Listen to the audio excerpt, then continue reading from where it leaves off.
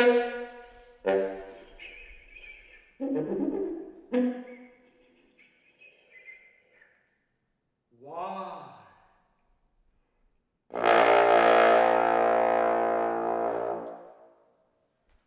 Mike Schell. You're listening to Radio Eclectus, and that was Sequenza V for solo trombone, composed in 1966 by Luciano Berio.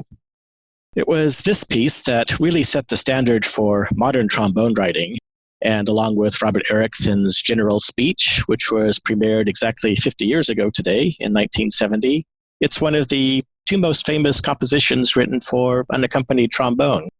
Both works were conceived in the 60s. Both rely on new techniques, both have a theatrical component to them, and both were commissioned and premiered by the man who we just heard on that recording, and who is joining me today, Stuart Dempster, one of Seattle's most admired musicians. Thanks for being with us today, Stuart. Well, I'm glad to be here.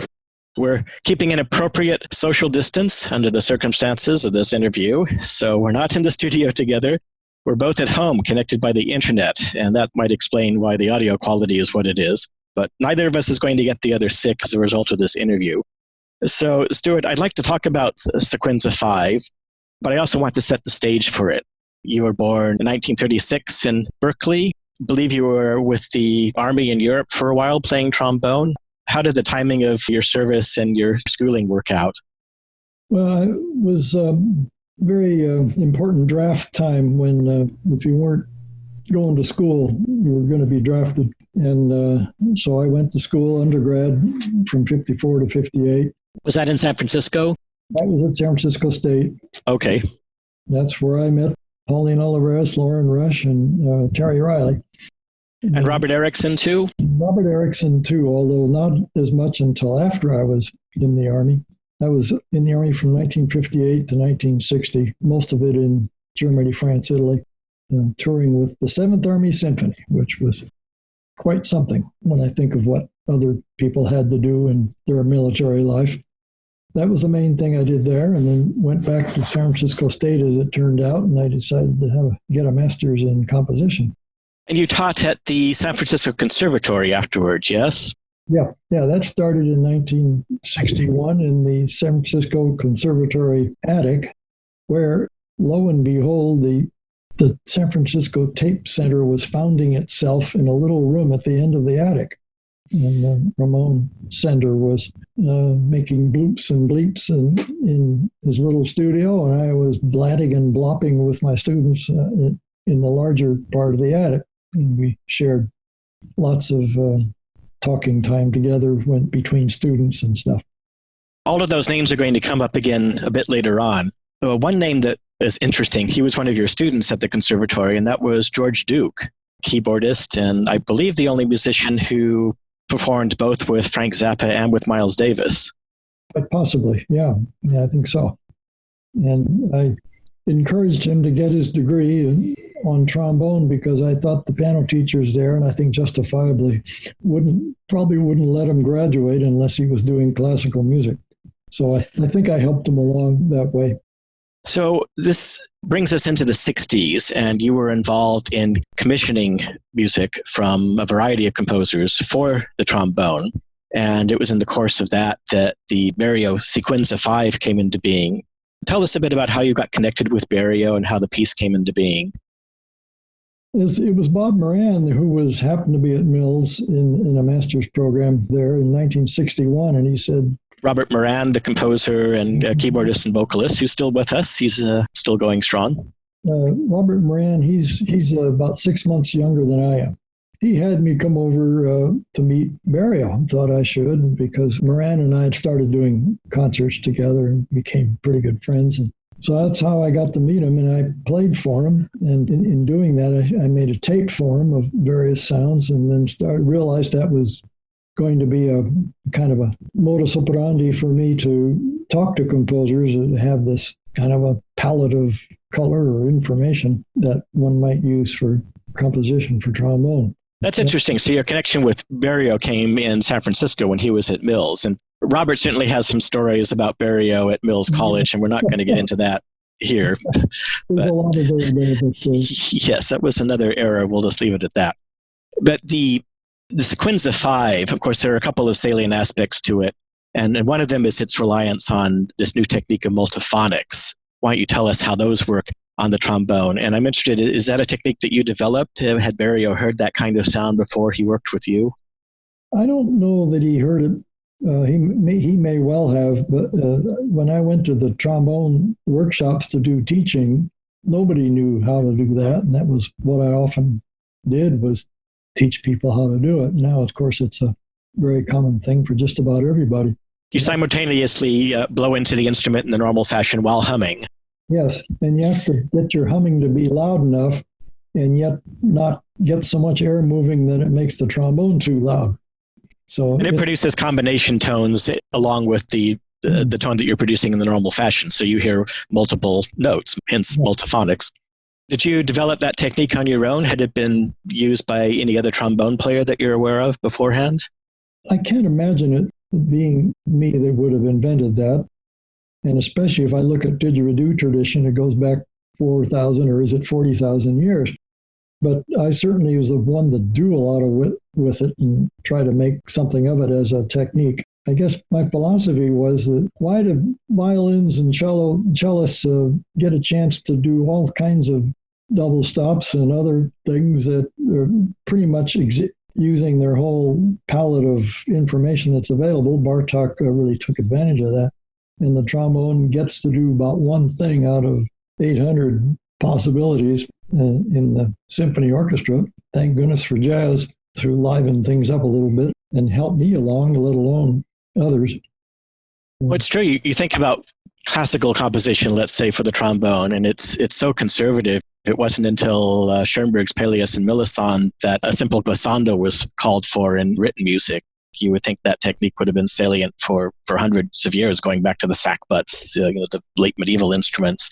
People exploiting it even in the 1700s or something. If they got into their nearest bar with the horns in their hand, they'd probably think, well, listen to this, guys, But, it was a much quieter instrument at that time. And then Monteverdi and Gabrielli, it fit with the strings and so on, just delightfully.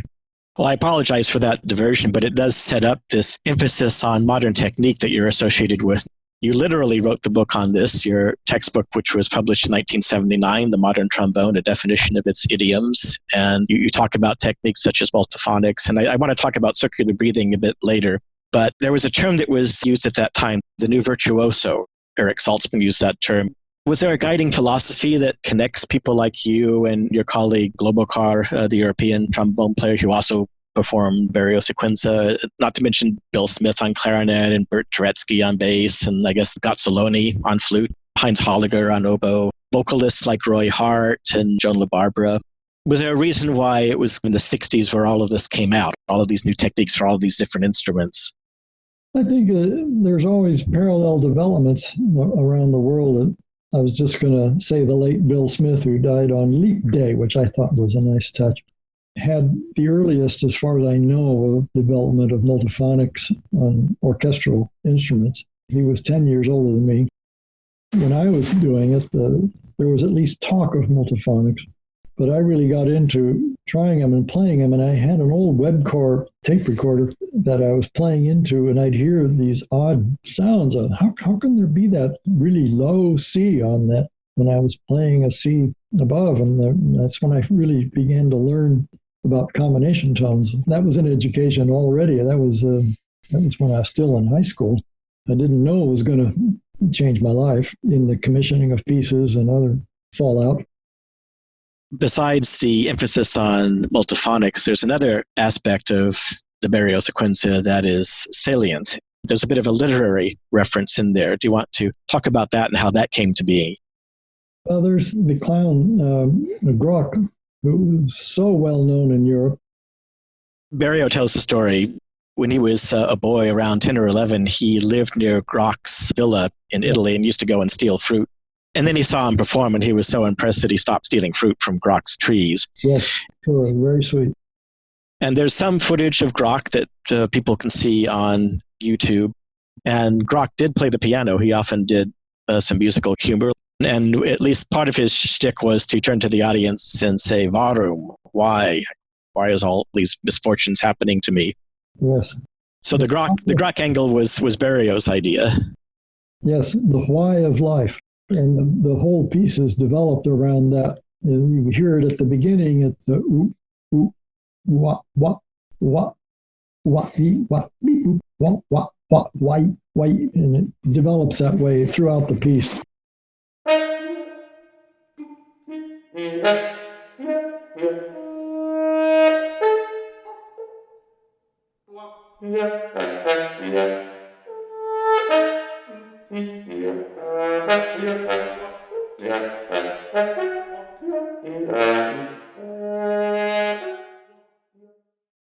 That the whole piece is about the why of it. And sometimes when I'm playing that piece or when I could play it, I really understood. I truly understood why. Why am I doing this to myself? But I do it anyway. Yeah. Can I ask, why is it delivered in English instead of the video I've always seen? It's in German. It would have been Warum. Well, Warum doesn't sound like anything on trombone, but why translates into nonstop vowel for that whole word. That's why it's kind of more magical. And you like to perform it wearing tails, wearing what was then the standard formal concert attire. Yeah, I had a thing about tails because in the 60s, everybody doing concerts, it got into the T-shirts and the crappy clothes and you look like crap. And I thought, well, I'm going to do my concert in tails. It'll be like kind of a statement. It doesn't make much sense anymore because nobody knows what tails are. But I did have a particularly ratty pair of tails in later times that I still have and did use. And then I'd put my Birkenstocks on backwards. That was a funny look, not to mention a funny feel. So I didn't really get into clown face and the makeup and all that stuff. I liked the abstraction of it, my own personal thing. And you've never done it with makeup? You've never put on the exaggerated lip or the ears? What I did do was really work on holding the instrument up really high for those so-called shooting ducks thing in the score, where most trombone players, their idea of up ended up being about absolutely level. And I said, no, let's try to get about a 45-degree angle to it. And you have to learn how to hold your instrument. You're holding a plunger. So your left wrist holds the horn when you're up high. And then when you take the plunger away, your little finger's holding the instrument. So the little finger on the right hand is taking all the weight of the horn. And then when you tilt down, all the weight's on the left wrist. And then you're moving that around. So it's really quite a challenge to get that all going and not drop the instrument in the process. I really wanted the motion of what he really executed in the score, and very few do that. I think the professional people that really knew what was really intended do it well. The Sequenza V is really written for two trombonists. Neither one of us knew about the other. The other trombonist was Globokar? Yeah, Vico Globokar. The first part of it, or I should say the section B, if you look at the score, is the whole middle section, came out first as a test piece called Essay. And Globokar had played that at Juilliard. I didn't know about it at the time. But when I commissioned him, he said, I'm already writing the piece. And I says, oh, how nice. And so the front end, the A section, which has all the movement and the first three lines, a lot of movement, and the Y is so particularly prominent. And then that middle section is a little bit more morose. And then the last line after the essay ended, which was the end of the second to last line, is a little bit more of a reflection of the A section, the early part. And that provided opportunities to have a little bit more humor injected at the end. Things like the very end where the horn drops away from the mouth, but you're singing, and so it's still going on.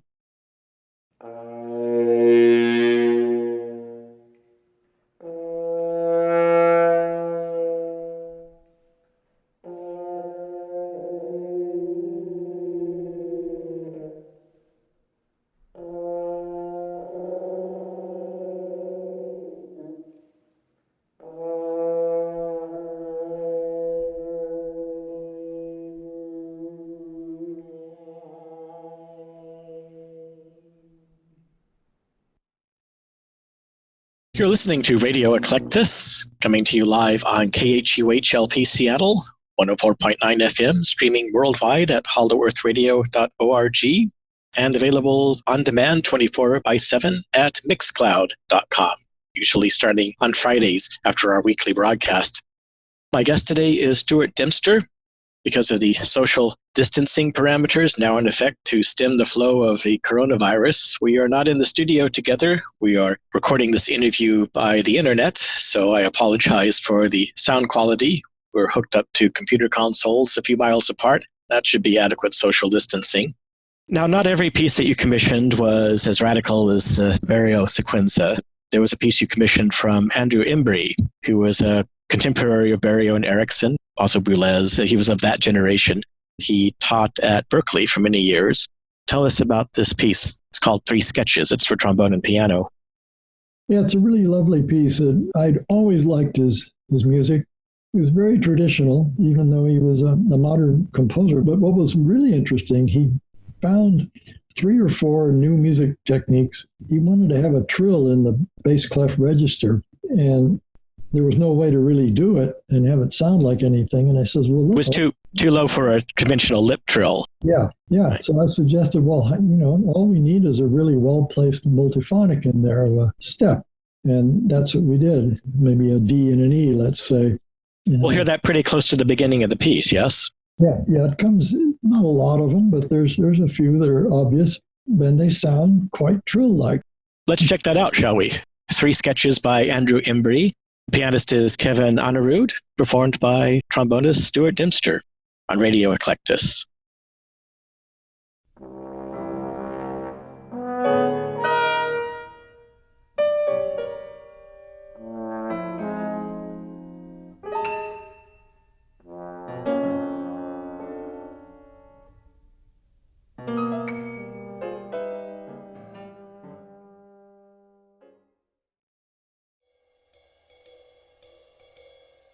You're listening to Radio Eclectus. I'm Mike Schell.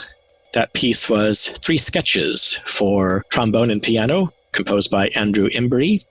The pianist was Kevin Anirudh, and the trombone player was my guest today, Stuart Dempster. The piece that he commissioned, it was recorded in 1977 on the album New Music for Virtuosos. Imbrie was a student of Roger Sessions, and if you're familiar with Sessions music, which is in that Schoenbergian tradition of neoclassical serialism, you'll recognize the linear chromaticism. You knew Imbrie, Stuart, from his connections to the Bay Area. He taught at Berkeley for a number of years. Yes, I did hear him, and the Oakland Symphony did a piece or 2 of his, and I was playing in the Oakland Symphony at the time, 1962 to 1966. Principal trombone there. Now that piece, obviously very different than the Berio Sequenza that we opened the interview with. That perhaps represents the status quo, if you like, against which pieces like the Berio Sequenza are measured, and also pieces like Terry Riley's In C are measured. Let's talk about Terry Riley for a bit, because as you mentioned earlier, you were classmates at San Francisco State College, and you were one of the performers at the premiere of In C, which is considered the landmark of what I call classic minimalism. And you were also a key factor in the first recording of In C in New York in 1968. So tell us about the origins of In C and that experience. It was premiered, in fact, at the San Francisco Tape Center, which you mentioned earlier. Yeah, the piece was originally conceived to be for treble instruments, flutes, alto sax, and piano, of course, and trumpet. There wasn't any real allowance for something like trombone. But then I was hanging around so much, he said, well, why don't you take the music with this thing and see what you can do with it? All I had to do was figure out what to leave out and play that everything else and fit them in a way that would be not disruptive. And it worked pretty well. In C is what we're hearing in the background now. And that first performance, the premiere in 1964, you weren't the only famous person who participated in that. Steve Reich, Pauline Oliveros, Morton Subotnick. You mentioned Ramon Cinder earlier. He was there. Yeah, and Stan Schaff on trumpet, who was a really interesting guy in the Bay Area. When we get into some of your own music, including the music that you've done with Deep Listening, I think we're going to find that you're very interested in drones and sustained sounds. Was that in part a result of your association with Riley, or was that something that you were already interested in? Well, I wasn't necessarily interested in that at the time, although by the time of the recording, I started Didgeridoo. So there was that influence, 1967. But I was just so intrigued by that piece. It kind of changed my life, certainly. And so I felt very supportive of it. So when I went to, I was a creative associate under Lucas Foss at the University of Buffalo. SUNY Buffalo. At that time in the late 60s into the early 70s was quite a hotbed of experimental music activity. Morton Feldman, Julius Eastman were there at various points. Yeah. I think Robert Moran was at Buffalo as well. Yeah, he was there afterwards. Interesting, staying in the same house that we had rented when we were there. So anyway, I had the first recital. I volunteered to do the first recital. I wanted to get in C in there so I could pollute everybody else in my time there. And never occurred to me that it would turn into this recording over time. But it was enough to have an effect on everybody. It was famously issued by Columbia, and the recording included, in addition to you and Terry Riley, John Hassel on trumpet, Jan Williams, the well-known percussionist, he played marimba, David Rosenboom, who taught at Mills College for a number of years, played viola on that recording. Yeah, and there was Marge Hassel, now known as Katrina Krinsky, played the heavily repeated high C's on the piano. And in the recording, over time, you begin to hear strings break. And that was even with having the B strings tuned up to C's. We only had 10 people, so we had to do overlays. So we recorded, and then we listened back. And then we recorded again, and then we listened back. And the next day, we overlaid another in the morning and listened back to that. So back to back, there was 6 listenings of that thing, and my head was just totally awash in this lovely, repetitive piece. And I didn't really recover, nor did I want to recover for quite a long time after that. I'd say a couple of weeks. It's really special.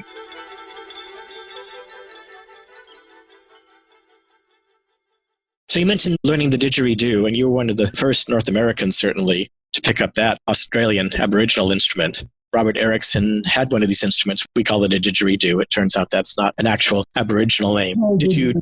Because it goes didgeridoo, didgeridoo, yes. didgeridoo. That's how the name was born.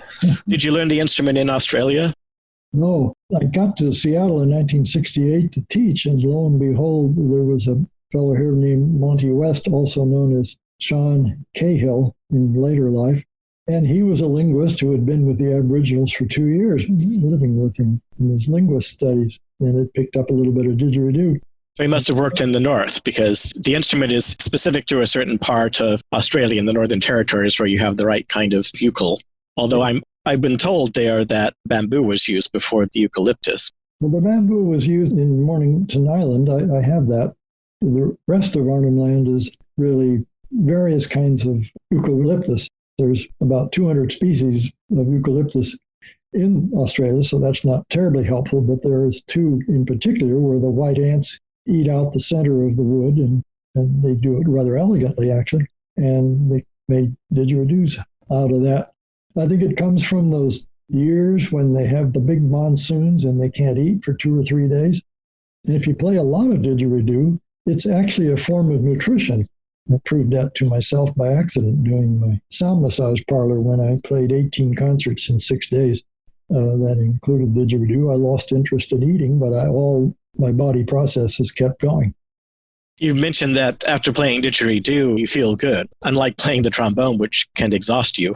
Yeah, it tends to tear me down, but the circular breathing, which is easy if you know how, it's anybody who drives a clutch car will understand. It's the same thing. You're breathing in the normal fashion, and then toward the end of the breath, you're allowing the air to accumulate in your cheeks, and then you puff out that last bit of air from your cheek while you inhale through the nose. Actually, it's breathe early and often, like old Chicago voting. And the hard part is avoiding the break between when you're transitioning from the air in your cheek to normal breathing again. Yeah, yeah. And did you learn that technique from learning the didgeridoo, or had you practiced circular breathing on the trombone beforehand? No, I didn't really use circular breathing. I was interested in it because Rafael Mendez would hold these long, long notes at the end of his trumpet solos. And I thought, gee, how does he do that? I was pretty young. I was still in high school, I think. But there's got to be a way to do that. What's he doing, you know? Erickson had 45 seconds of audio tape that turned out later was from an Elkin recording. I taught myself off that little snippet of audio how to play. Also the circular breathing that went with it. He later had got the anthropologist Dan Adler to send me one, and that was my first didgeridoo.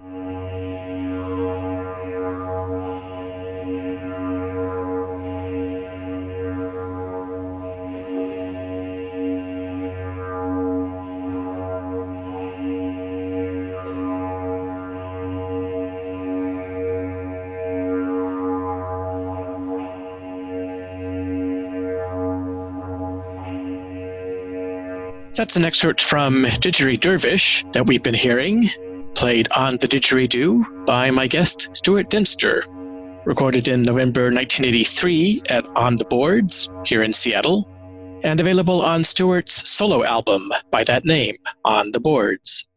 So with drones, and now you mentioned you moved to the Seattle area in 1968, where you still are, and of course you taught at the University of Washington for many years, and at this point you've picked up the didgeridoo.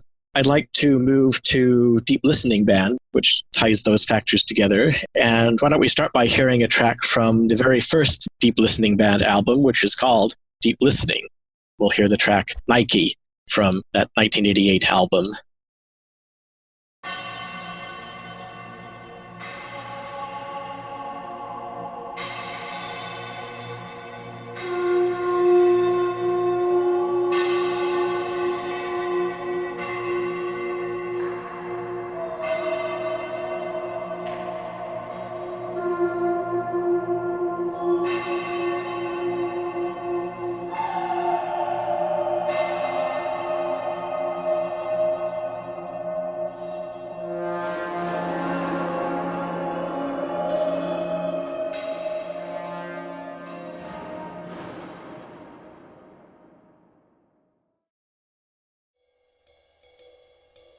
You're listening to Radio Eclectus, radical new music from the Northwest and beyond. I'm your host, Mike Schell. We just heard Nike, one of the tracks on the 1988 album Deep Listening, the first of many albums by Deep Listening Band, which in that recording featured Pauline Oliveros, Peter Ward under the stage name Paniotis, and Seattle's own Stuart Dempster, who is my guest today on Radio Eclectus. Stuart, this album, the first of the Deep Listening albums, it was recorded in an unusual venue. Would you like to talk about how that came to be? Yes, at Fort Worden in Port Townsend, Washington. On the Olympic Peninsula? Yes, there's the fort that had this big cistern up at the top of the hill there overlooking just about everywhere. This big cistern that was there for fire suppression, that was its main use, was built in 1907. The Deep Listening track from that cistern really shows it off in a way that's quite special. It's 45-second reverberation, natural reverberation, which Pauline, when I had her, invited her to come out, we were just going to do some test things to do some recording later, but we got all excited and just accidentally on purpose made enough material to have an album. And the cistern, it's like an underground cavern. It's concrete lined and, as you say, very reverberant. A ton of deep listening. You're in the deep and you're listening. Very nice. And Pauline Oliveros, we talked about drones and the lineage with Lamont Young and Terry Riley, but Pauline Oliveros, of course, is also associated with drones in her music. Yes, it was wonderful. Didgeridoo sort of has its own reverberation built in, so you can have a double reverberation when you're playing that. And you can, if you're really clever, that part shows a little better in trombone, but you play a tone, and if you play it right, you can set the cistern in a standing wave where when you stop playing, the amplitude increases before it starts decreasing over the 45 seconds. Other musicians have followed your lead and recorded at Fort Worden. We've heard some music by Wayne Horvitz on Radio Eclectus that's been recorded there. And the word immersive gets overused nowadays. It's a buzzword, a byline for marketers, but this music really is immersive. It really is. And it's though the cistern itself is listening. That's really quite a thrill. Besides the pun of being deep underground, what's the other meaning of deep listening and deep listening band? In the process of writing program notes for the CD and inventing the title, Pauline realized that it was a name for her lifelong practice of deep listening, where you listen to everything all the time and you remind yourself when you're not listening. Shall we hear another track by Deep Listening Band? I've got something queued up from the Looking Back album from 1999, and here you expanded the band to 5 people. You and Pauline still at the core, but now you've got Joe McPhee joining the group, a trumpet player with a bona fide background in jazz improvisation. Also present are David Gamper on keyboards and Randy Rain-Rouche on a variety of wind instruments. I think we'll hear a Japanese show in this track. And the music here is a bit more rhythmically active than in the Fort Worden track we heard earlier. Here's music by Deep Listening Band.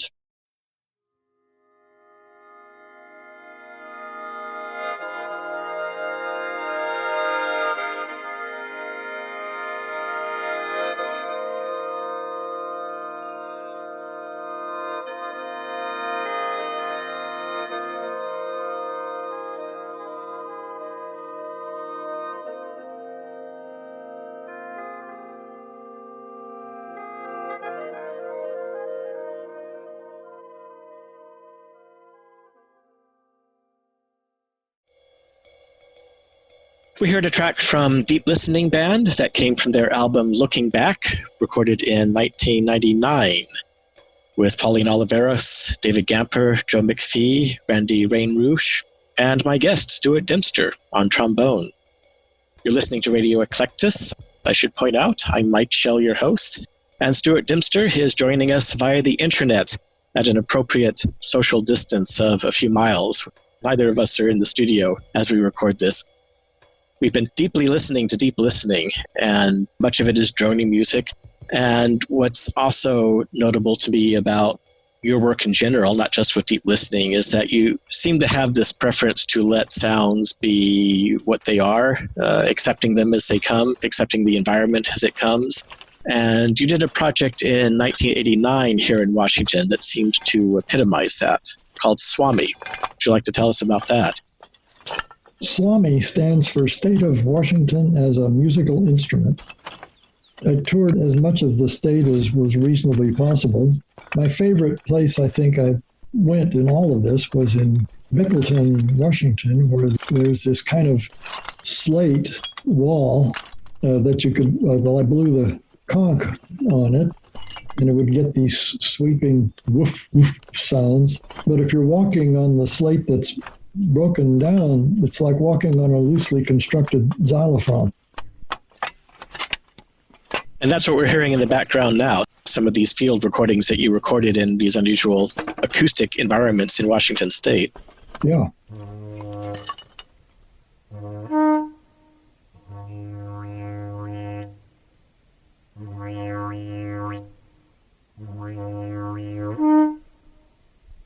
And then I made a special trip to Palouse Falls, which you start hearing a long ways away before you even know there is a falls. And that I found really interesting. Also a steam plant in Seattle's Georgetown neighborhood. Steam plant. And it has its own reverberation, not particularly long, but still very, very lovely.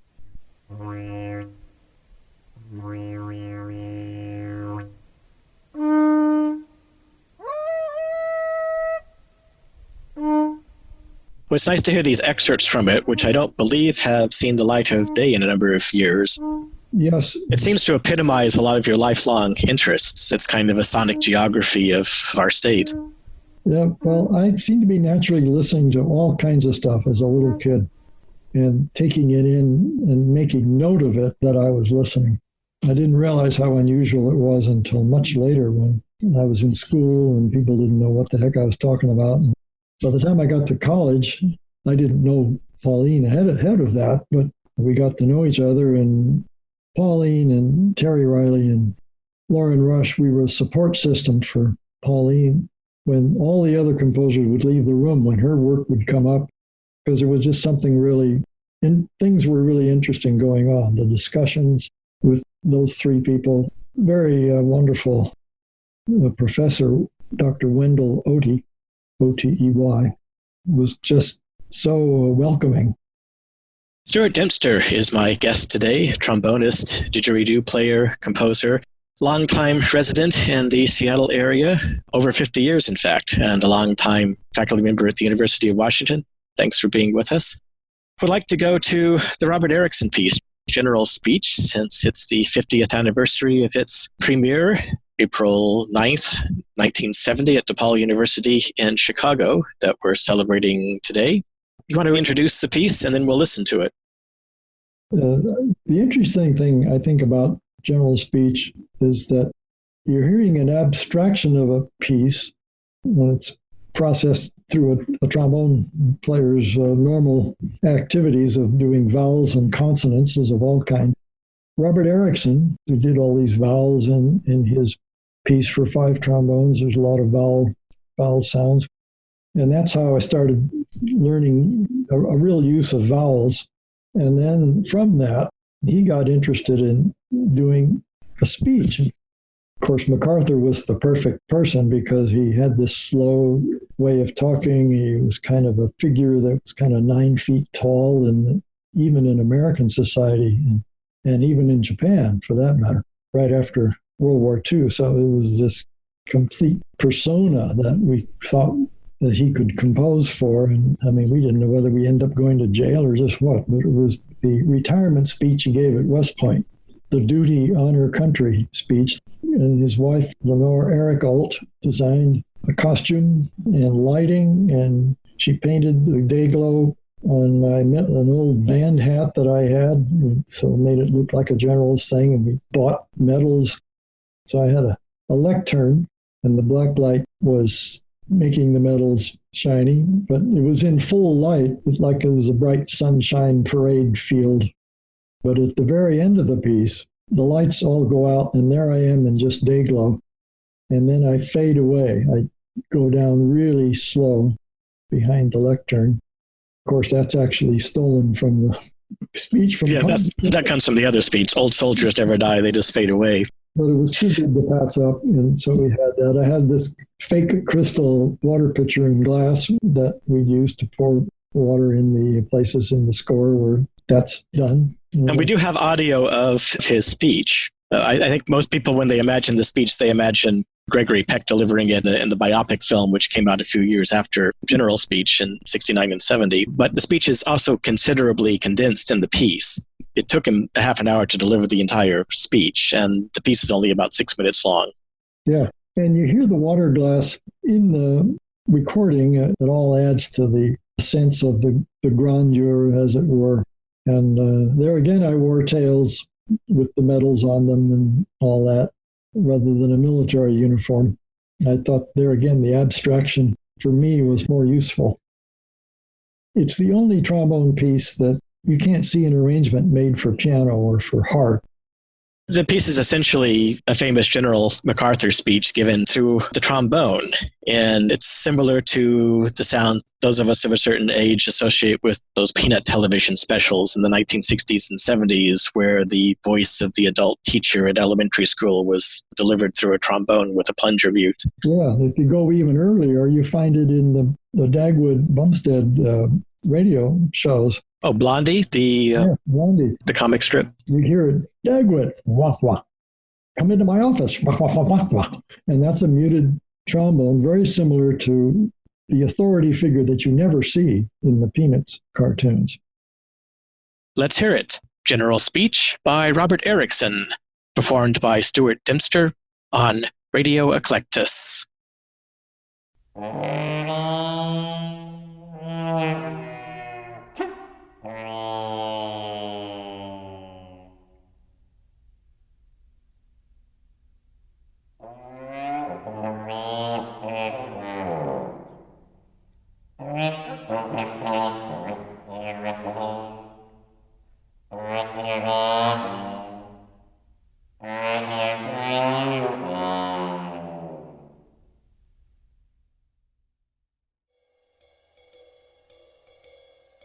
We've just heard General Speech by Robert Erickson, performed by my guest today, Stuart Dempster, trombonist and composer.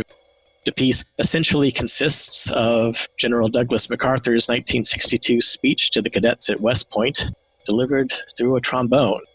And the ending you might have recognized: I want you to know that when I cross the river, my last conscious thoughts will be of the Corps, and the Corps, and the Corps. I bid you farewell. And Stuart Dempster, it's interesting that speech uses a lot of units in three. It begins duty, honor, country, at least the portion of the speech that Erickson used. Was it Erickson's idea to adapt this MacArthur speech for trombone? Yeah, he had heard this recording, and he thought that, well, this might be a wonderful thing for a trombonist because the trombone is so close to speech. I mean, it's not an accident that trombones are named by voice, where other brass instruments are named by key. So there's a long tradition of thinking of the trombone as a vocal. Erickson was an interesting composer. Back in 2017, there was a concert marking his centenary year, also your 80th year. Seattle Modern Orchestra performed at the Chapel Performance Space here in Seattle, and you performed General Speech, also a work of Erickson's called Pacific Sirens, which we're going to hear in a couple of minutes. Among other things, Erickson wrote this interesting textbook, Sound Structure in Music. This is one of the first attempts to discuss timbre in music in a systematic way.